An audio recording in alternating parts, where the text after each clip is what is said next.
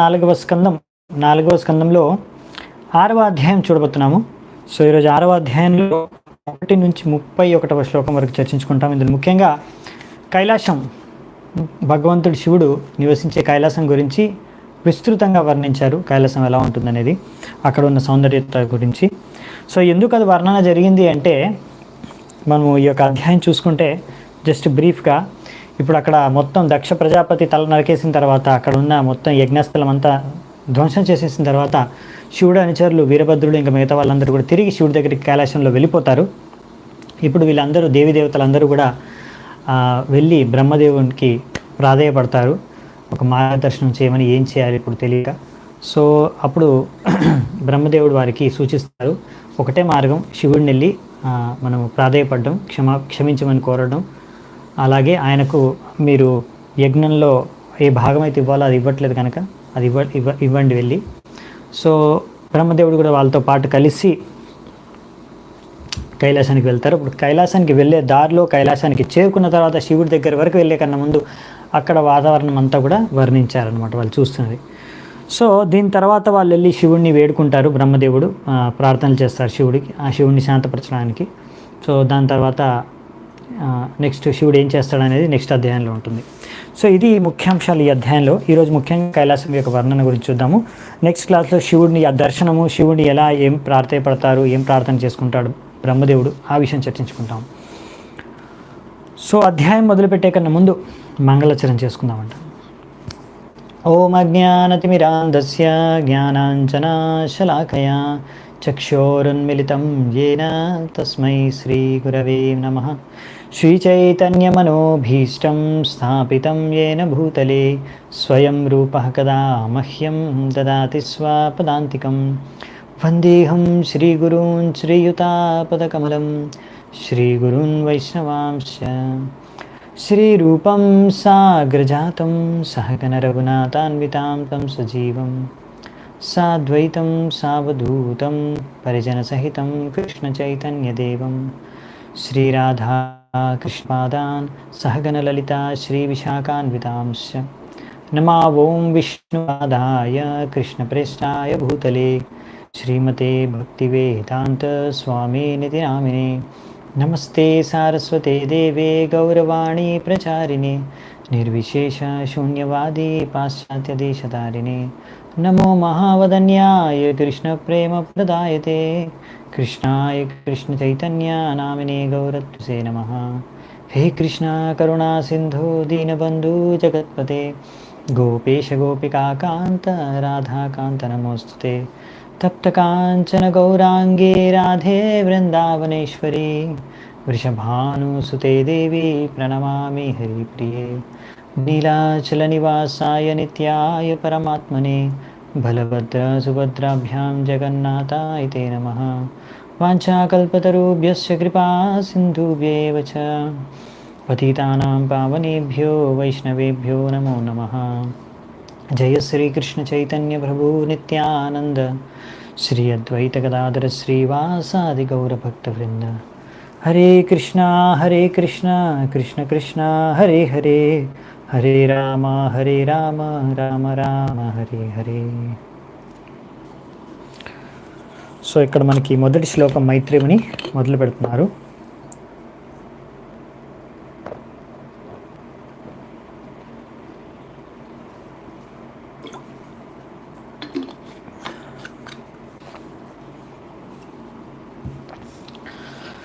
మైత్రేయ ఉవాచ అత దేవగణాః సర్వే రుద్రాణికై పరాజితాః శూలపః సత్విక్ సభ్యభయాకులాః స్వయంభువే నమస్కృత్య కార్ష్ణ్యేనైతం న్యవేదయన్. సో అక్కడున్న ఋషులు మునులు, ఎవరైతే పూజారులు, ఇంకా ఆ యజ్ఞస్థలిలో ఉన్న వాళ్ళందరూ, దేవతలు, వీళ్ళందరూ కూడా ఇప్పుడు శివుడి యొక్క అనుచరులు, ముఖ్యంగా వీరభద్రుడు ఇంకా ఆయన అనుచరులు చేతిలో ఓడిపోయారు. ఒక విధంగా యుద్ధంలో అక్కడ వాళ్ళు ఓడిపోయిన తర్వాత, ఆ విధంగా గాయాలు పాలైపోయిన తర్వాత ఇప్పుడు వాళ్ళు ఎంతో భయపడుతూ ఏం చేయాలో ఇప్పుడు తెలియని పరిస్థితిలో బ్రహ్మదేవుడికి వెళ్ళి వాళ్ళు ప్రాధేయపడుతున్నారు అనమాట. సో బ్రహ్మదేవుడికి వాళ్ళందరూ కూడా ప్రణామాలు అర్పించుకొని ఈ విధంగా అక్కడ అసలు ఏం జరిగింది, ఎలా విధ్వంసం జరిగింది, యజ్ఞం అంతా కూడా ఎలా నాశనం అయిపోయింది, మొత్తం అంతా కూడా విస్తృతంగా బ్రహ్మదేవుడికి వర్ణించారు. దీన్ని బట్టి మనకి ఏమర్థమవుతుందంటే ఆ యజ్ఞస్థలిలో బ్రహ్మదేవుడు లేడు. సో ఎందుకో మనం చూద్దామంటే నెక్స్ట్ శ్లోకంలో ఉపలభ్య పురైవైతద్ భగవానబ్జ సంభవ నారాయణశ్చ విశ్వాత్మా నకస్యాద్వరమీయతు. సో బ్రహ్మదేవుడు ఇంకా అంతేకాకుండా భగవంతుడు విష్ణు వీరిద్దరు కూడా ఇలాంటివన్నీ అక్కడ జరుగుతాయని ముందే గ్రహించి అక్కడికి వెళ్ళలేదన్నమాట. దక్ష ప్రజాపతి ఒక యజ్ఞానికి ఆ యజ్ఞ స్థలానికే వాళ్ళు వెళ్ళలేదు. సో బ్రహ్మదేవుడు విష్ణువు ఆ స్థలానికి వెళ్ళలేదు. సో అది తెలిసి అక్కడ ఇలాంటి జరుగుతుందనేసి అందుకనే వాళ్ళు వెళ్ళలేదని ఇక్కడ శ్లోకంలో చెప్పేస్తున్నారనమాట. మనకి కృష్ణుడు భగవద్గీతలో చెప్తారు, వేదాహం సమతీతాని వర్తమానాన్ని చార్జున. సో అతీతంలో ఏం జరిగింది, వర్తమానంలో ఏం జరుగుతుంది, భవిష్యత్తులో ఏం జరగబోతుంది, అన్ని విషయాలు కూడా నాకు తెలుసు అని కృష్ణుడు అర్జునుడికి భగవద్గీతలో చెప్పేస్తారు. సో ఆ విధంగా ముందే అక్కడ ఏం జరగబోతుందో గ్రహించిన విష్ణువు ఇంకా బ్రహ్మదేవుడు అక్కడికి వెళ్ళలేదన్నమాట. సో ఇప్పుడు మరి బ్రహ్మదేవుడు ఇలా దేవతల యొక్క ప్రార్థనలు విన్న తర్వాత మరి ఏం చేస్తారో ఏం చెప్తారో చూద్దామంట. తదా కర్ణ్య విభుః ప్రాహ తేజీయసి కృతాగసి క్షేమాయ తత్ర సా భూయాన్ న ప్రాయేణ బుభూషతాం. ఈ విధంగా ఈ దేవతలు ఇంకా అక్కడ యజ్ఞస్థలి నుంచి వచ్చిన వాళ్ళందరూ చెప్పడం అంతా విన్న తర్వాత బ్రహ్మదేవుడు ఇలా అంటున్నారు, ఏమని, మీరు ఇలా యజ్ఞాన్ని చేపట్టి ఆ యజ్ఞంలో ఇంత గొప్ప వ్యక్తి తేజీయసి కృతాగసి, ఎంతో తేజీయవంతుడైన ఎంత గొప్ప మహాత్ముడైన భగవంతుడు శివుణ్ణి మీరు అవమానించారు.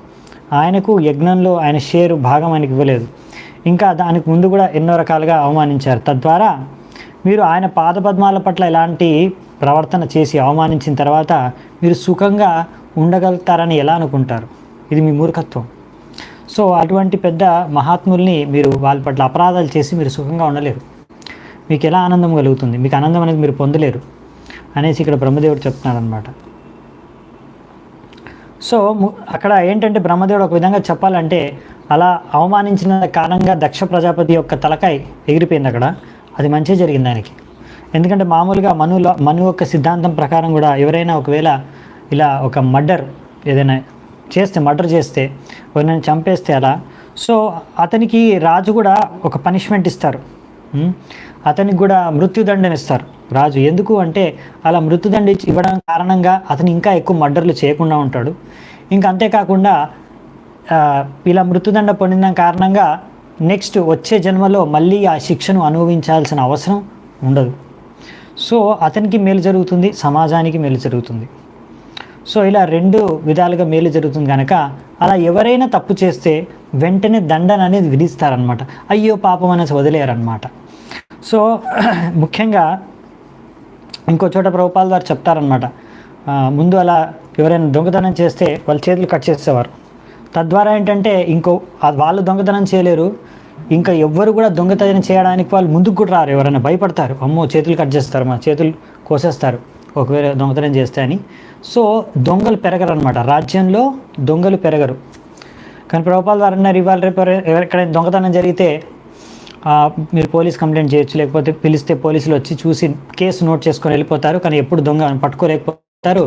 అలా ఆ నిందితుడికి కానీ ఇలాంటి మర్డర్ చేసిన వాడికి కూడా తొందరగా శిక్ష అనేది పడదు. తద్వారా ఏంటంటే ఇప్పుడు అది అసమర్థత, అది మనకు ఇప్పుడు ప్రస్తుతం ఉన్న సర్కారు యొక్క అసమర్థత ఈ కలియుగంలో అని చెప్తున్నారు అనమాట. అందుకారణంగా ఈ అసమర్థత కారణంగా, చేతగాని తానం కారణంగా సమాజంలో ఎన్నో రకాల ఇలాంటి క్రిమినల్స్, దొంగలు ఇలాంటివన్నీ కూడా పెరిగిపోతున్నాయి. అలాంటి వాళ్ళందరూ కూడా పెరిగిపోతున్నారు. అందుకనే ఎవరైనా తప్పు చేస్తే ఇలా వెంటనే దండన అనేది విధించాలి. అది వారికి చాలా మంచిది, సమాజానికి కూడా చాలా మంచి చేస్తుంది. అంతేగాని అయ్యో పాపనే వదిలేయకూడదు అనమాట. సో అది అలా దండన విధించేది రాజు, అలా నిందితుడికి దండన విధించేది సరైన విధానమని మనకు ప్రభుపాల్ వారు తెలియజేస్తున్నారు ఇక్కడ.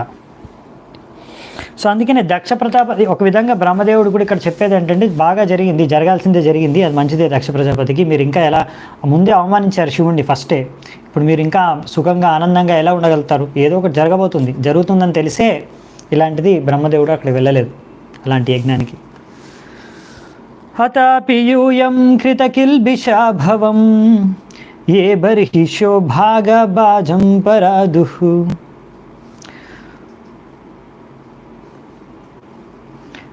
ప్రసాదయధ్వం పరిశుద్ధచేతసా క్షిప్రప్రసాదం ప్రగృహీతాంగ్రిపద్మం.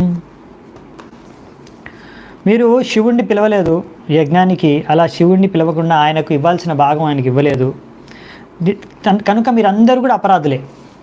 ఈ యొక్క ఏదైతే జరిగిందో ఇందులో మీరందరూ కూడా భాగస్వాములే, మీరందరూ కూడా అపరాధులే శివుడి పదపద్మాల పట్ల. అందుకనే మీరు ఇప్పుడు ఇంకా మనసులో ఇవన్నీ పెట్టుకోకుండా వెళ్ళేసి వెంటనే శివుడి దగ్గర కాళ్ళ మీద పడి క్షమాపణ కోరుకోండి. మనస్ఫూర్తిగా వెళ్ళి క్షమాపణ కోరుకోండి. అలా మీరు ఆయన కాళ్ళ మీద పడి క్షమాపణ కోరుకొని మీరు ప్రాధేయపడితే, మా వల్ల తప్పు జరిగిపోయిందని మీరు మనస్ఫూర్తిగా చెప్తే అక్కడ, అప్పుడు శివుడు మిమ్మల్ని మీ పట్ల ప్రసన్నుడై ఆయన మిమ్మల్ని కరుణిస్తాడు అని ఇక్కడ చెప్తున్నారన్నమాట. శివుడికి ఒక పేరు ఉందంట, అశుతోష్ అని. అశు అంటే త్వరగా, తోష్ అంటే సంతుష్ట చెందడం, త్వరగా శివుడు సంతృష్టి చెందుతారనమాట. సో అందుకే శివుడిని సంతృష్టిపరచడం చాలా సులువు. అందుకే మీరందరూ వెంటనే వెళ్ళి మళ్ళీ శివుడి కాళ్ళ మీద పడి ప్రాధేయపడండి, క్షమాపణ కోరండి. తద్వారా ఏంటంటే శివుడు సంతుష్టపడి మిమ్మల్ని క్షమించేస్తాడు అని. ఎందుకంటే శివుడికి తెలుసు, బ్రహ్మదేవుడికి కూడా తెలుసు శివుడి యొక్క మనస్తత్వం. ఆయన అశుతోష్ ఆయన పేరు. అందుకనే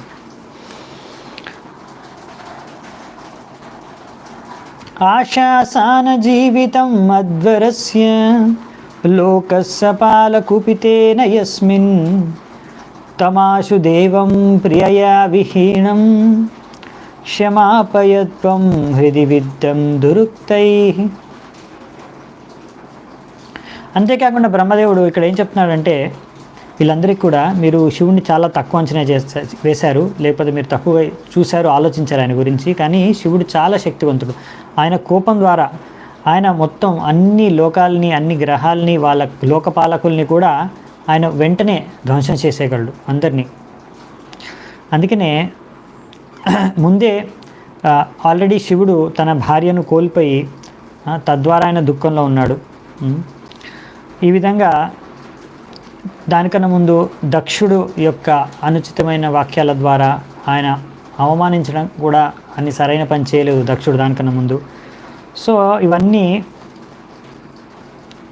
విషయాల్ని మీరు గ్రహించి అర్థం చేసుకోవాల్సింది ఏంటంటే, మీరు వెంటనే వెళ్ళి శివుడి కాళ్ళ మీద పడి క్షమాపణ కోరుకోవాలి. ఇది ఒక్కటే మార్గం అని ఇక్కడ బ్రహ్మదేవుడు అందరి దేవతలకు సూచిస్తున్నారనమాట.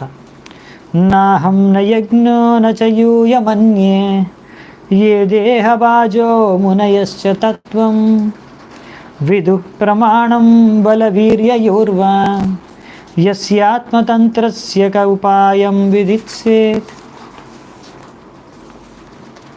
బ్రహ్మదేవుడు చెప్తున్నాను అనమాట, ఇది ఎవ్వరు కూడా నేను కూడా కాదు, ఇంద్రుడు కూడా కాదు, ఎవ్వరు అర్థం చేసుకోలేరు శివుడు ఎంత శక్తివంతుడే, శివుడికి ఎంత శక్తి ఉందో ఎవ్వరు కూడా అర్థం చేసుకోలేరు అని చెప్తున్నారు. సో అలా మనము శివుడి యొక్క శక్తిని అంచనా వేయలేము. అటువంటిది ఆయన పాదాల పట్ల మనం ఎలా అపరాధం చేయగలము? సో మనం ఇది చేసిన పెద్ద తప్పు అని ఇక్కడ బ్రహ్మదేవుడు వీళ్ళందరికీ కూడా చెప్తున్నారు. మీరు పెద్ద తప్పు చేశారు, మీరు ఆయన శక్తిని కూడా అంచనా వేయలేరు, నేనే అంచనా వేయలేను. అటువంటిది ఆయన పట్ల మీరు ఇంత పెద్ద అపరాధం చేసేశారు.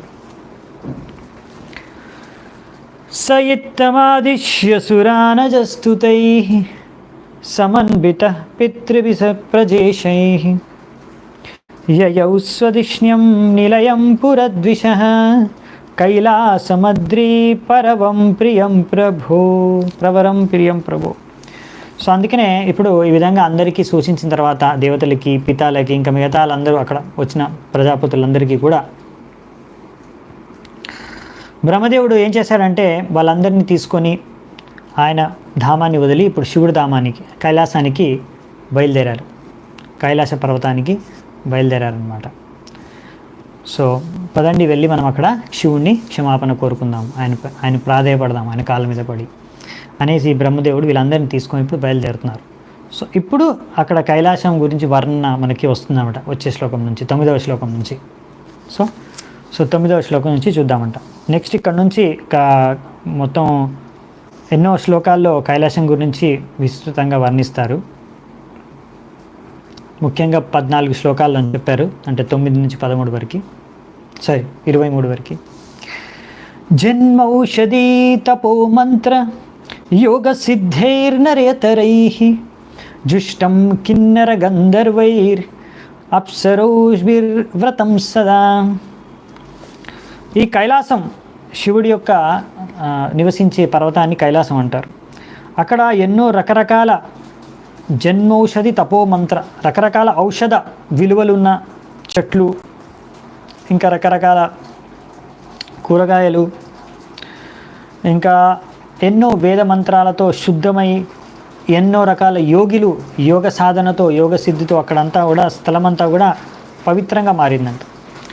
అందుకనే అక్కడ ఉన్న వాళ్ళందరూ కూడా, అక్కడ నివసించే వాళ్ళందరూ కూడా దేవతలతో సమానం. జన్మతోనే వాళ్ళందరూ కూడా దేవతల లాగా, వాళ్ళకు కూడా శక్తివంతమైన వాళ్ళు, వాళ్ళకు కూడా అన్ని రకాల సిద్ధులు శక్తులు ఉంటాయి అక్కడ పుట్టిన వాళ్ళందరికీ కూడా కైలాసంలో. అంతేకాకుండా ఆ కైలాసంలో ఇంకా చాలామంది రకరకాల మనుషులు, కిన్నరులు, గంధర్వులు, ఇంకా వాళ్ళందరి భార్యలు అప్సరసలు, వాళ్ళందరూ కూడా అక్కడ నివసిస్తూ ఉంటారు. నానా మణిమయ శృంగైర్ నానా ధాతు విచిత్రితై నానా ద్రుమలతా గుల్మైర్ నానా మృగగణావృతై. ఇలా కైలాసము ఆ పర్వతం అంతా కూడా ఎన్నో రకరకాల వజ్రాలు, విలువైన ఇంకా విలువైన రత్నాలు, వీటన్నిటితో కూడా సుశోభితమైందనమాట. ఇలా ఇంకా ఎన్నో విలువైన చెట్లు, ఇంకా రకరకాల వృక్షాలన్నీ కూడా ఉన్నాయంట. సో ఈ విధంగా ఇంకా ఎన్నో రకరకాల మృగాలు, ముఖ్యంగా ఇక్కడ రకరకాల జింకలు కూడా ఉన్నాయని ఇక్కడ చెప్తున్నారు. ఇంకా అక్కడ ఏమేమి పువ్వులు, పళ్ళు, కూరగాయలు, పక్షులు, పశువులు, ప్రాణులు ఉంటాయో అవన్నీ కూడా వర్ణిస్తారు విస్తృతంగా వచ్చే శ్లోకం నుంచి. నానామల ప్రశ్రవణైర్ నానా కందర సానుభిః రమణం విహరంతినాం రమణై సిద్ధయూషితాం. సో రకరకాల జలాశయాలు కూడా ఉన్నాయంట, వాటర్ ఫాల్స్. ఇంకా ఆ పర్వతాల మధ్యలో ఎన్నో రకరకాల మంచి మంచి గృహలు కూడా ఉన్నాయంట, కేవ్స్. ఇంకా దాంట్లో వీళ్ళందరూ రకరకాల సిద్ధులు, వాళ్ళ భార్యలు, ఎంతో సౌందర్యవంతమైన భార్యలు, వాళ్ళందరూ కూడా అక్కడ నివసిస్తున్నారు, అక్కడ కనిపిస్తారు అని చెప్తున్నారు. ఇలా మొత్తం ఇప్పుడు వర్ణనే ఉంటుంది ఇందులో, మనకి ఎక్కువ సిద్ధాంతం పెద్దగా ఉండదు. ఇప్పుడు మనం చర్చించుకునేదంతా కూడా వర్ణన, 1 by 1 చూసుకుంటూ వెళ్దామంట శ్లోకాస్. సో 12వ శ్లోకం.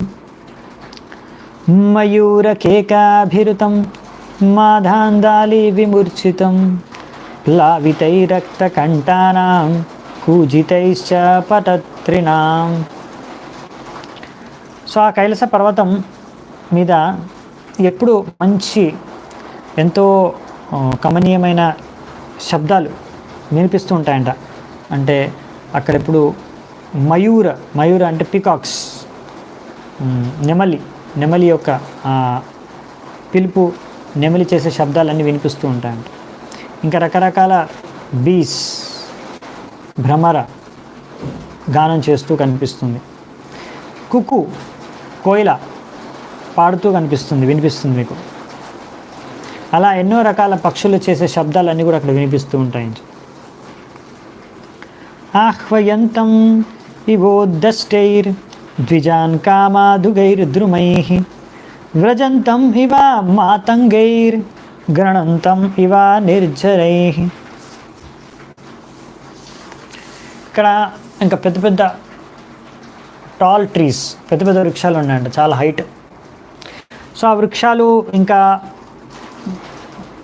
అక్కడ ఎన్నో పక్షులు అన్నీ పిలుస్తూ ఉన్నాయంట, అరుస్తున్నాయి. సో అక్కడ ఆ వృక్షాల మధ్యలోంచి ఏనుగుల ఒక గుంపు వెళ్తున్నప్పుడు మొత్తం అంతా ఆ పర్వతం అంతా కూడా షేక్ అవుతున్నట్టు సౌండ్ వస్తుందంట.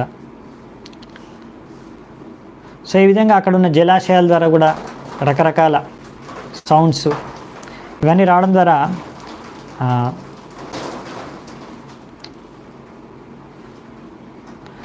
ఆ సౌండ్స్ అన్నీ కూడా ఈ కైలాస పర్వతం చేస్తున్నట్టు వినిపిస్తుందంట. ఇదంతా వర్ణన ఉంది. మందారై పారిజాతైశ్చ సరళైశ్చోపశోభితం తమాలైః శాలతాలైశ్చ కోవిదారాశనార్జునైః చూతైః కదంభైర్నిపైశ్చ నాగపున్నాగచంపకైః పాటలశోకభకులైః కుండైకురభకైరపి. సో ఇలా కైలాస పర్వతం మీద ఎన్నో రకాల వృక్షాలు ఉన్నాయంట. వాళ్ళ పేర్లు ఇచ్చారు ఇక్కడ. మందార, పారిజాత, సరళ, తమల, తాళ, కోవిదర, ఆసన, అర్జున, ఆమ్రజాతి అంటే మామిడి పండు చెట్టు, కదంబ, ధూళి కదంబ, నాగ, పున్నాగ, చంపక, పటాల, అశోక, బకుల, కుండ, కురబాక.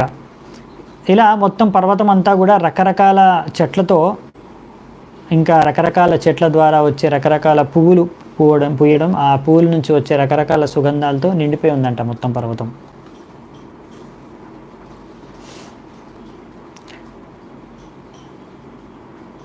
సో ఇక్కడ బయట వాటర్ పడుతుందన్నమాట, దాని సౌండ్ వస్తున్నట్టుంది కొంచెం. స్వర్ణార్ణ షటపత్రైశ్చ వరరేణుకా జాతిభిః కుబ్జకైర్మల్లికాభిశ్చ మాధవీభిశ్చ మండితం. ఇంకా ఎన్నో రకాల చెట్లు ఉన్నాయంట ఆ యొక్క పర్వతం పైన. బంగారపు, పద్మపు పువ్వు ఉన్నాయంట, మాలతి, కుబ్జ, మల్లిక, మాధవి, ఇటువంటి ఇంకా ఎన్నో చెట్లు ఉన్నాయంట రాశారు పేర్లు. ఇప్పుడు ఇంకా ఫల్ల యొక్క చెట్లు కూడా ఉన్నాయో చెప్తారు. పనసోదుంబరశత్త ప్లక్షణ్యగ్రోధ హింగుభిః భూర్జైరోషధిభిః పూగై రాజపూగైశ్చ జంబుధిః. కైలాస పర్వతం మీద ఇంకొన్ని రకరకాల చెట్లు ఉన్నాయి. కట, పనస చెట్టు, జూలర, అశ్వత్థ చెట్టు, ప్లక్ష, న్యగ్రోధస్, ఇంకా ఎటువంటి రకరకాల చెట్లు ఉన్నాయి. బూర్జపత్ర, బీటిల్ నట్స్, రాజపూగ, బ్లాక్బెర్రీస్, ఇంకా రకరకాల చెట్లు ఉన్నాయి అని పేర్లు రాశారు ఇక్కడ. రకరకాల ఫలాలు యొక్క చెట్లు. ఖర్జూరామ్రాతకామ్రాధ్యై ప్రియాలా మధుకేన్గుడై ద్రుమజ్జాద్భిర్ అన్యైశ్చ రాజితం వేణు కీచకై. సో మామిడి చెట్లు, ప్రియాల, మధుక, ఇంగుడ, ఇలా వేరు చెట్లు ఉన్నాయంట. ఇవి కాకుండా ఇంకా రకరకాల బ్యాంబూ ట్రీస్, కీచక, ఇంకా చాలా రకరకాల చెట్లు అక్కడ ఉన్నాయి కైలాస పర్వతం మీద అని రాశారు. సో ఇవన్నీ వర్ణన అనమాట. సో మీ దగ్గర యాక్చువల్లీ అందుకే భాగవతం ముందుంటే చాలా మంచిది, లేకపోతే మీకు చాలా బోరింగ్గా ఉండొచ్చు. ఎందుకంటే శ్లోకాలు ఇక్కడ కనిపించావు కాబట్టి లైవ్ క్లాస్లో ఇది నాకు కుదరదు. సో అందుకనే భాగవతం ముందు పెట్టుకోండి మీరు. కుముదోత్పల కహ్లార షటపత్రవనర్దిభిః నళినీషూకలం కూజత్ ఖగవృందోపశోభితం మృగై సకామృగై క్రోడైర్ మృగేంద్రైర్రక్షశ్లక్ష్యకై గవయై శరభైర్వ్యఘ్రై రురుభిర్మహిషాదిభిః. ఇక్కడ అన్ని రకరకాల పక్షులు మరియు పశువుల గురించి చెప్పారు. అఫ్కోర్స్ ఇంకా పువ్వులు కూడా రకరకాల పద్మపు పువ్వులు, కుంకుముద పువ్వులు, ఉత్పల, శతపత్ర, రకరకాల పువ్వులు ఉన్నాయి అక్కడ. ఎన్నో రకరకాల వనాలు, ఇంకా జలాశయాలు కూడా ఉన్నాయి. అంతేకాకుండా రకరకాల పక్షులు ఉన్నాయి. ఇంకా రకరకాల ప్రాణుల్లో అంటే వేరే పశువుల్లో జింకలు, కోతులు, ఇంకా బోర్, సింహాలు, రిక్ష, శ్లక్ష, ఇంకా అడవిలో ఉండే ఆవులు, ఇంకా గాడిదలు, పులులు, చిన్న జింకలు, బఫెలో బర్రెలు, ఇంకా ఇలా రకరకాల అక్కడ అన్ని రకాల పశువులు ఆనందంగా నివసిస్తున్నాయంట. కర్ణాంత్రైకపదాశవస్యైర్ నిర్జుష్టం మృగనాభిభిః కడలీకండ సమృద్ధ నళినీ పులినాశ్రియం. ఇలా ఎన్నో రకాల జింకలు పేర్లు కూడా ఇచ్చారు ఇక్కడ. కర్ణాంతర, ఏకపాద, అశ్వాస్య, వ్రక, కస్తూరి. ఈ కస్తూరి నుంచే కస్తూరి సెంట్ వస్తుంది ఈ రకమైన జింక నుంచి. సో ఇక్కడ అలా ఎన్నో రకాల జింకలు, ఇంకో ఎన్నో రకరకాల అరటి చెట్లు కూడా ఉన్నాయంట. ఇక్కడ ఇవన్నీ కూడా జలాశయాల పక్కన ఉన్న పర్వతాల బార్డర్ని అంతా కూడా అలంకరిస్తూ ఉన్నాయంట. పర్యష్టం నందయా సత్యా స్నానపుణ్యోతరోదయ విలోక్య భూతేశగిరిం విబుధా విస్మయం యయు. అక్కడ ఒక చిన్న నది కూడా ఉందంట, దాని పేరు అలకానంద. ఈ అలకానంద నదిలో సతి స్నానం చేసేదంట. అందుకని ఇది చాలా విస్మితమైపోయారనమాట వీళ్ళందరూ కూడా. కైలాసం యొక్క సౌందర్యాన్ని చూసి వీళ్ళందరికీ ఆశ్చర్యచకితులైపోయారు ఇక్కడున్న సౌందర్యాన్ని చూసి. సో ఒక కామెంటరీ ఉంది, శ్రీ భాగవత్ చంద్ర చంద్రిక అని. ఆ యొక్క కామెంటరీ ప్రకారం ఈ సతి స్నానం చేసిన ఈ జలాశయం కూడా గంగా జలాలతో సమానం. ఎందుకంటే శివుడు తన తలపైన జటంలో గంగా ఉంటుంది. సో అక్కడ నుంచి గంగా తర్వాత వేరే లోకాలకు కూడా చేరుకుంటుంది. సో కనుక అక్కడ ఉన్నది కూడా గంగతో సమానం, అలకానంద గంగ అనేసి ఇక్కడ చెప్తున్నారు. అలకానంద గంగ అనేసి ఇక్కడ చెప్తున్నారు.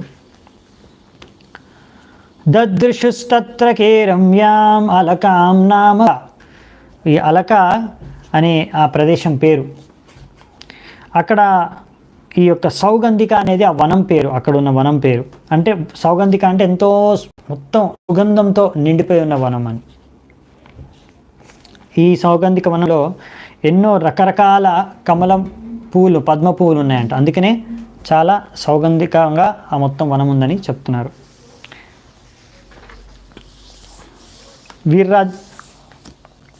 వీరరాఘవాచార్యుల ప్రకారం అలక అంటే అసాధారణమైన సౌందర్యం, దాని యొక్క శబ్దం అర్థం. అంటే అక్కడ అంత సౌందర్యంగా ఉంది చెప్తున్నారు.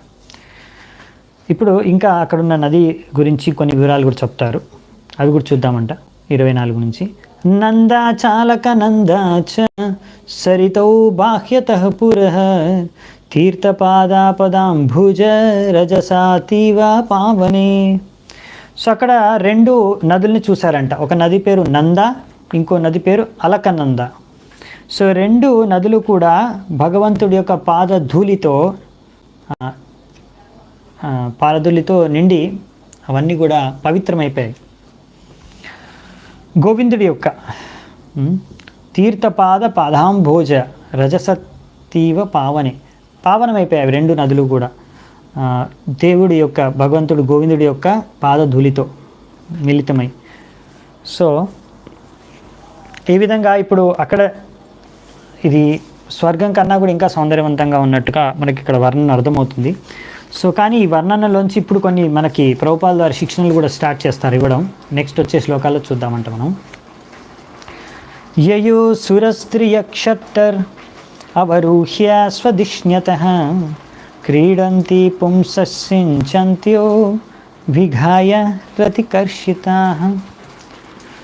ఓ విదురా, అక్కడ ఎంతోమంది అప్సరసలు వాళ్ళందరూ కూడా వారి వారి విమానాల్లో ప్రయాణిస్తూ వారి యొక్క భర్తలతో కలిసి అక్కడికి చేరుకొని అక్కడ రతిక్రియ అయిపోయిన తర్వాత అక్కడ జలాల్లో స్నానం చేసి అక్కడ జలాల్లోంచి ఆ జలాలతో వాళ్ళు ఒకరి మీద ఒకరు చల్లుకొని అలా క్రీడలు కూడా చేసుకుంటూ ఉంటారని చెప్పారు. సో ఈ విధంగా ఇక్కడ మనకి 2 విషయాలు చెప్తున్నారు. ఇంతకుముందు ఇవి జలాలు అనేవి ఎంతో పవిత్రమైన పుణ్య నదులు అని. ఎందుకు అంటే భగవంతుడి యొక్క పాద ధూళి తగిలినందు కారణంగా. సో ఏ జలమైనా సరే ఎప్పుడైనా భగవంతుడికి స్పర్శించిన, భగవంతుడి సేవలో ఉపయోగించబడిన అవన్నీ కూడా పవిత్రమైపోతాయి అనేది సిద్ధాంతం. ఆ విషయం మనం అర్థం చేసుకోవచ్చు దీంట్లోంచి. సో ఈ విధంగా ఇక్కడ ఏంటంటే ఒక విషయం చెప్పారు, ఇక్కడ రతికర్షిత అని చెప్పారు. రతికర్షిత అంటే రతిక్రియ తర్వాత వీళ్ళందరికీ ఎంతో దుఃఖం కలిగిందంట. సో ఇది అంటే అందులో తర్వాత దుఃఖం కలిగిన కానీ వాళ్ళు అదొక శారీరక అవసరంగా రతిక్రియలో పాల్గొన్నారనే విషయాన్ని ఇక్కడ తెలియజేస్తున్నారు. కానీ ఇక్కడ ముఖ్యంగా ఈ యొక్క నదులు, ఈ నదులు ఏంటంటే పవిత్రమైన నదులు. ఈ నదుల్లో స్నానం చేస్తే అన్ని పాపాలు కూడా తొలగిపోతాయి అన్నమాట. తీర్థ అంటే తీర్థపాద్, తీర్థ అంటే తీర్థస్థలం, తీర్థపాద అంటే భగవంతుడి యొక్క పాదాలు, తీర్థపాదాలు. ఆయన ఎక్కడ నివసిస్తే, ఎక్కడ కాలి పెడితే ఆ ప్రదేశం, ఆ ప్లేసు తీర్థస్థలంగా మారిపోతుంది. అలాగే ఇక్కడ మనకి ఇంకొక విధంగా చెప్పాలంటే, సో చాలామంది ఏంటంటే తీర్థస్థలాలకు ఎందుకు వెళ్తారు, తీర్థయాత్రలకు ఎందుకు వెళ్తారు, ఆ తీర్థయాత్రకు వెళ్ళినప్పుడు ముఖ్యంగా తీర్థస్థలాల్లో ఉన్న నదుల్లో ఎందుకు స్నానం చేస్తారు?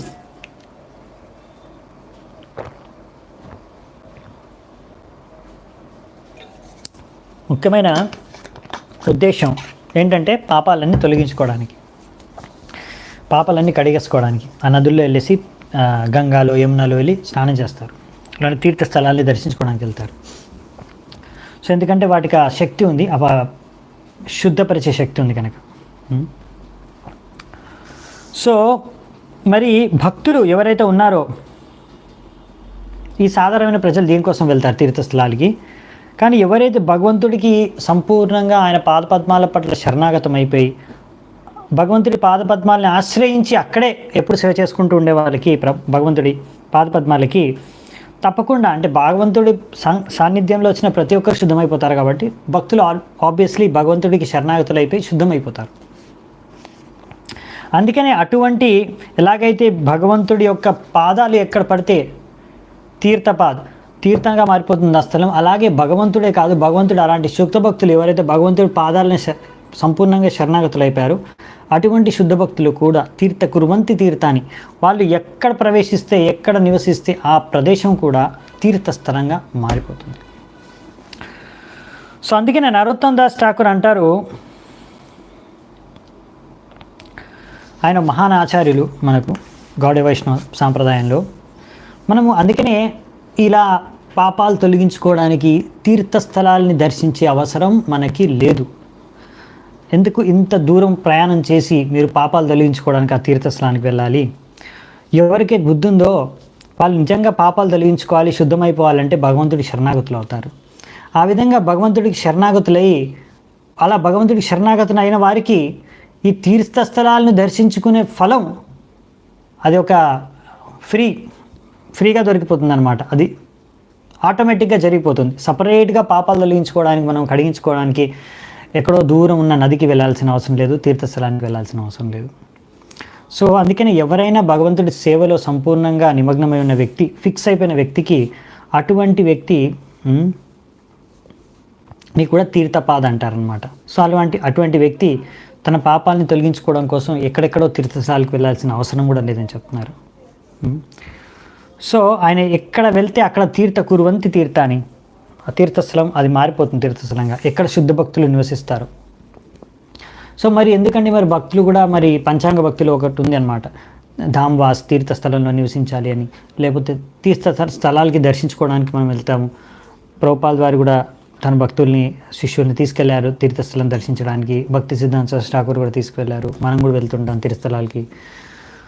ఎందుకంటే మనం వెళ్ళేది జస్ట్ పాపాలు తొలగించుకోవడానికి కాదు, మనం వెళ్ళేది తీర్థస్థలాల్ని దర్శించుకునేది భగవంతుడిని ఇంకా బాగా స్మరించుకోవడానికి, భగవంతుడు చేసిన లీలా స్థలాల్ని దర్శించుకొని భగవంతుడి స్మరణ, భగవంతుడి పైన మనకి శ్రద్ధ పెంపొందించుకోవడానికి, మన భక్తిలో మనం ఇంకా దృఢంగా అవ్వడానికి, మన యొక్క భక్తిలో మన యొక్క శ్రద్ధ, ఇంకా భక్తిలో మన యొక్క నిమగ్నత, ధ్యానం పెంచుకోవడానికి మనం వెళ్తాం తీర్థస్థలాలకి. జస్ట్ పాపాలు తొలగించుకోవడానికి మాత్రం కాదు, అది మన ముఖ్యమైన కర్తవ్యం కాదనమాట. సో ఆ విధంగా ఇది ఇక్కడ ఈ విషయాల గురించి ఇక్కడ వర్ణించారు. యయోస్తత్స్థాన విభ్రష్ట నవ కుంకుమ పింజరం విచ్స్రోపీ పిబంత్యంబః పాయయంతో గజాగజీ. ఈ విధంగా వీళ్ళందరూ కూడా, ఈ అప్సరసలు వీళ్ళందరూ స్వర్గంలో వాసులందరూ కూడా ఈ విధంగా ఈ జలాశయాల్లో స్నానం చేసి ఆ అప్సరసాలు స్నానం చేయడం కారణంగా వాళ్ళ శరీరం ఉన్న కుంకుమ అంతా కూడా ఆ నీళ్ళలో కలిసి ఆ నీళ్ళంతా కూడా ఎల్లో కలర్ అయిపోతాయంట, పసుపచ్చ రంగులో మారిపోతాయి. ఇంకా ఎంతో స్మెల్ సుగంధికంగా మారిపోతుంది ఆ జలాలంతా కూడా. సో అక్కడ అప్పుడు ఎంతోమంది ఎన్నో ఏనుగులు వాళ్ళ భార్యలతో వచ్చి అక్కడ స్నానం చేస్తాయంట. వారికి ఏం దాహం లేకున్నా కానీ ఆ యొక్క జలాల పట్ల ఆకర్షితులైపోయి ఎన్నో రకాల ఏనుగులు వచ్చి కూడా అక్కడ స్నానం చేస్తాయని చెప్తున్నారు. ఇంకా నీళ్ళు కూడా తాగుతాయని చెప్తున్నారు. హేమా మహారత్న విమాన శతశంకులాం జుష్టాం పుణ్యజన స్త్రీభిర్యతాకం శతదిఘనం.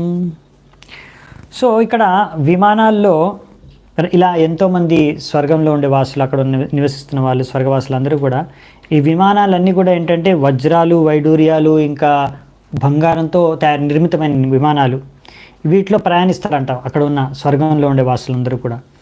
సో అందుకే ఇవి ఎలా ఉంటాయంటే, మనం ఆకాశంలో మబ్బుల్లో మెరుపులు వచ్చినప్పుడు ఎలా కనిపిస్తాయో అలా కనిపిస్తాయి అన్నమాట. అంటే వీళ్ళు అలా అంతరిక్షంలో ఈ విమానాల్లో వెళ్తుంటారు. ఆ విమానాల్లో వీళ్ళందరూ కూడా ఇలాంటి వజ్రాలు, వైడూర్యాలు, బంగారంతో వీళ్ళు అలంకరించుకొని అక్కడ ఉన్న వాసులు, స్వర్గంలో ఉండే వాసులు, అప్సరసలు అందరూ వెళ్తూ ఉంటారు కదా, అది మెరుస్తుంది, ఒక మెరుపులాగా మెరుస్తూ ఉంటారంట వాళ్ళు. అలా కనిపిస్తారంట. మబ్బుల్లో మెరుపు వస్తే ఎలా కనిపిస్తుందో ఆకాశంలో అలా కనిపిస్తారంట వాళ్ళు ప్రయాణిస్తుంటే. సో ఇక్కడ విమానాల గురించి వర్ణించారు. విమాన శతశంకులాం, ఇలా వందల్లో ఉంటాయన్నమాట. ఇలా ఒక్క విమానమే కాదు, వందల్లో వెళ్తాయని చెప్తున్నారు. సో విమానాలు అనేవి ఇవేం కొత్త కాదనమాట. ఇప్పుడు మనిషి కనిపెట్టాడే విమానం కొన్ని సంవత్సరాల క్రితం, కొన్ని 100 సంవత్సరాలు, ఎన్ని సంవత్సరాల క్రితం. సో అది ఇదేమి కొత్త ఆవిష్కరణ కాదనమాట. పరలోకాల్లో ఎన్నో రకరకాల విమానాలు ఉంటాయి. ఇక్కడ మనకు చెప్తున్నారు, ఇక్కడ ఉన్న విమానాల్లో అంటే ఈ స్వర్గంలో, ఈ కైలాసంలో అక్కడ తిరిగే విమానాల్లో స్వర్గవాసులు అక్కడ ఏ పెట్రోలు, డీజిల్ ఏది వేయాల్సిన అవసరం లేదనమాట. అంటే ఫ్యూయల్ ఏది అవసరం లేదు, మెషిను ఏం అక్కర్లేదు. అంతా కూడా వెళ్ళడానికి మంత్రోచ్చారణ ద్వారా, మంత్రాల ద్వారా ఆ విమానాల్లో వాళ్ళు ప్రయాణిస్తారు. మంత్రాలు జపించడం ద్వారా ఎక్కడ కావాలంటే ఆ విమానం అక్కడికి తీసుకెళ్ళిపోతుంది అన్నమాట. ఒక గ్రహం నుంచి ఇంకో గ్రహానికి కూడా వెళ్ళొచ్చు ఆ విమానాల్లో వాళ్ళు. సో మన విమానాల్లో ఏంటంటే అంత సామర్థ్యం లేదు ఇంకా. సో ఇంకా మన విమానాల్లో అంటే మెషిను, ఇంకా అందులో కొంచెం ఫ్యూయల్ వేసి వెళ్ళాల్సి వస్తుంది అనమాట. సో అందుకనే ఇక్కడ స్వర్గంలో నివసించే వారి యొక్క ఐశ్వర్యం కానీ, ఇంద్రియాలని భోగించడానికి కావాల్సిన వస్తువులు కానీ ఈ యొక్క భూమి మీద ఉండేదానికన్నా ఎన్నో రేట్లు ఎక్కువ ఉంటుందన్నమాట భోగించడానికి, అన్ని రకాల సువిధలు. ఇంకా కొన్ని సిద్ధలోకాల్లో అయితే అక్కడ ఉన్న వ్యక్తులకైతే విమానాలు కూడా అవసరం లేదు. విమానాలు లేకుండానే వాళ్ళకి ఇంత సిద్ధి ఉంటుందంటే ఆకాశంలో వాళ్ళు ప్రయాణించగలరు అన్నమాట విమానాలు లేకుండానే. సో ఇదన్నమాట పైలోకాలు ఉండే సువిధలు. హిత్వా యక్షేశ్వర పురీం వనం సౌగంధికం చతత్ ద్రుమై కామధుగైర్హృద్యం చిత్రమాల్య ఫలచ్చదై. ఇక్కడ ఏం చెప్తున్నారంటే, అలా ప్రయాణిస్తున్నప్పుడు అక్కడ ఉన్న దేవతలందరూ ఇక్కడ వస్తున్నారు కదా ఇప్పుడు శివుడి దగ్గర క్షమాపణ అడుక్కోవడానికి. సో శివుడి దగ్గరికి వెళ్తున్నప్పుడు దారిలో ఆ వనాల నుంచి మధ్యలోంచి సౌగంధిక వనం నుంచి ఇప్పుడు నడుచుకుంటూ వెళ్తున్నారు. సో అక్కడ ఎన్నో రకాల పువ్వులు, ఫలాల చెట్లు, ఇంకా కల్ప వృక్షాలు కూడా ఉన్నాయంట. అలాంటి ఆ ప్రదేశం నుంచి, ఆ వనం నుంచి వెళ్తున్నప్పుడు వాళ్ళకి అక్కడ నుంచి కుబేరుడి యొక్క రాజ్యం కూడా కనిపిస్తుందంట కొంచెం. అంటే దీన్ని బట్టి మనకు అర్థమయ్యేది ఏంటంటే కైలాసం దగ్గరే కుబేరుడి యొక్క నివసించే స్థలం కూడా ఉన్నట్టుగా కనిపిస్తుంది మనకి. మనం ఇది మళ్ళీ మనము 5వ స్కందంలో మనం చదువుకుంటాం. అప్పుడు మొత్తం మన విశ్వం అంతా కూడా ఎలా ఉందని అక్కడ మనకు కనిపిస్తుంది. కైలాసం పక్కనే ఈ కుబేరుడు ఉండే స్థలం కూడా ఉంటుందన్నమాట. సో దీని ద్వారా మనకి ఇవన్నీ అర్థమవుతున్నాయి. కుబేరుడు ఉండే చోటు కైలాసానికి దగ్గరలో ఉంది అని. మనకు బ్రహ్మ సంహితలో మనం విన్నాము కల్పవృక్షాలు ఉంటాయని, అవునా, కృష్ణలోకంలో. అలాంటి కల్పవృక్షాలు ఇక్కడ శివుడి లోకంలో కూడా ఉన్నాయని ఇక్కడ వర్ణించారు. దీన్ని బట్టి మనకు అర్థమయ్యేది ఏంటంటే కామధుగైర్ అంటే మీరు ఏ ఇచ్చ కోరుకుంటే అవి ఆ ఇచ్చని పూర్తి చేసే చెట్లు. సో అంటే ఇక్కడ కైలాసం మనకి చూస్తే సుమారుగా మనకు కృష్ణలోకం, కృష్ణుడు ఉండే లోకం, గోలోకం లాగానే కనిపిస్తుంది అని ఇక్కడ మనకి ప్రభుపాల్ ద్వారా రాశారు తాత్పర్యంలో. రక్తకంటకగానిక స్వరమండిత షత్పదం కలహంస కులప్రేష్టం కరదండ జలాశయం. సో ఆ యొక్క దివ్యమైన వనంలో ఎన్నో రకరకాల పక్షులు, వారి యొక్క నెక్, గొంతు రకరకాల రంగుల్లో ఉందంట. ముఖ్యంగా ఇక్కడ రెడ్డిష్ కలర్, ఎరుపు రంగులో ఉందంట. ఇంకా అవి ఎంతో మంచి మంచి శబ్దాలని చేస్తున్నాయంట. అక్కడ ఉన్న భ్రమరలు కూడా రకరకాల శబ్దాలు చేస్తున్నాయి. ఇంకా అక్కడ ఉన్న కొలనులో కూడా ఎన్నో రకరకాల హంసలు కూడా రకరకాల శబ్దాలు చేస్తున్నాయి. అక్కడ ఎన్నో రకరకాల పద్మపు పువ్వులు ఉన్నాయి. సో ఇదంతా ఎంతో సౌందర్యవంతంగా ఉంది దృశ్యం అని ఇక్కడ చెప్తున్నారు. వనకుంజర సంగృష్ట హరిచందన వాయున అది పుణ్యంజన స్త్రీనా ముహు ఉన్మతయాన్మన.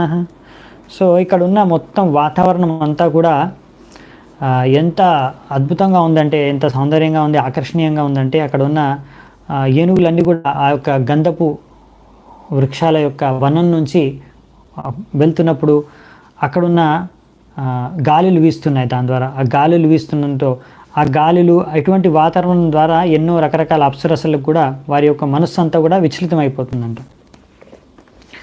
సో ఈ విధంగా ముఖ్యంగా ఏంటంటే ఈ భౌతిక ప్రపంచంలో మొత్తంలో కూడా ఎక్కడైనా మంచి ఎంతో సౌందర్యమైన వాతావరణం ఉంటే దాని ద్వారా ఈ కామవాసన జాగృతమవుతుంది మనస్సుల్లో. భౌతికవాదులు వ్యక్తుల్లో ఈ కామవాసన అనేది జాగృతమవుతుంది. అదే ఇక్కడ ఒక చాలా ముఖ్యమైన పాయింట్ ఉంది.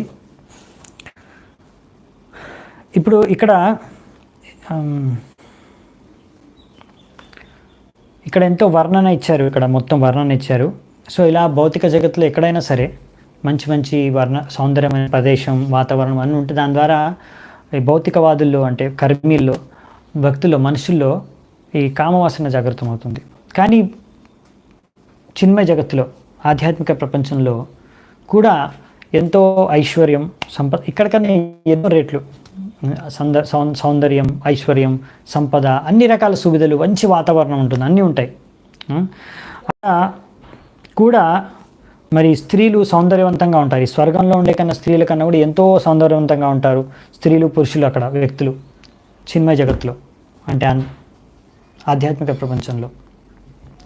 కానీ అక్కడ వాళ్ళు ఇలా ఒకరికొకరికి ఇలా శారీరకంగా ఆసక్తులైపోయి ఈ కామవాసన అనేది వాళ్ళ దాంట్లో అక్కడ జాగృతం అవ్వదు.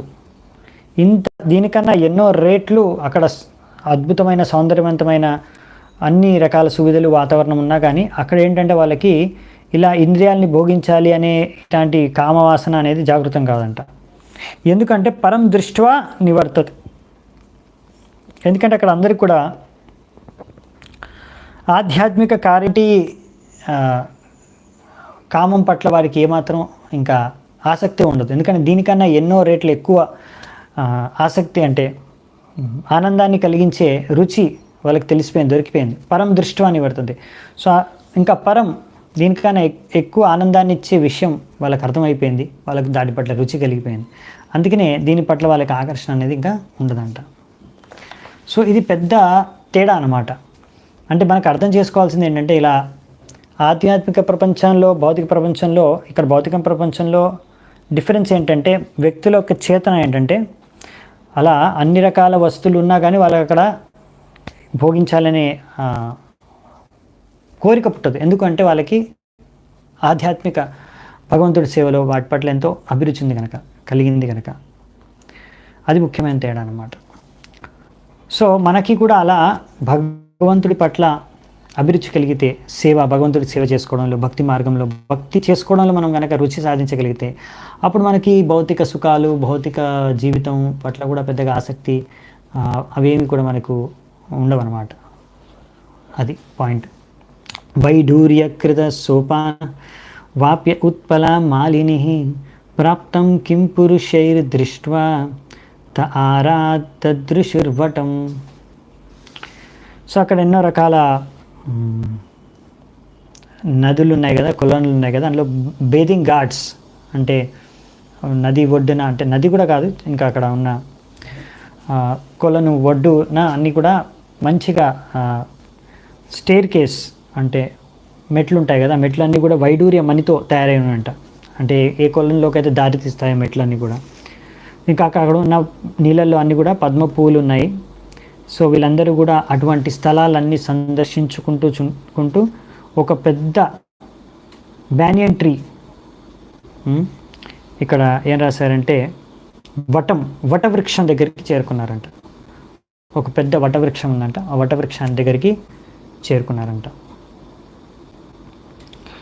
సో మరి ఇప్పుడు అంటే శివుడి దగ్గర చేరుకున్నారు బేసికలీ, ఎందుకంటే అక్కడ ఉంటాడు శివుడు. సో అక్కడ ఏం చూశారు, ఆ వటవృక్షం గురించి వర్ణన, ఇంకా శివుడి గురించి వర్ణన, ఇంకా అక్కడ దాని తర్వాత బ్రహ్మదేవుడు ప్రార్థించుకునే ప్రార్థన, ఇవన్నీ కూడా వచ్చే ముఖ్యాంశాలు మిగతా శ్లోకాలు ఈ అధ్యాయంలో. సో అది మనం నెక్స్ట్ క్లాస్లో చూసుకుందామంట. అప్పటి వరకు సెలవు. చాలా చాలా ధన్యవాదాలు. శిల ప్రభుపాద్ కీ జై, గ్రంథరాజ్ శ్రీమద్ భాగవతం కీ జై, సమవేత గౌర భక్త వృంది కీ జై, నితాయ్ గౌర్ సీతనాథ్ ప్రేమానందే హరి హరి.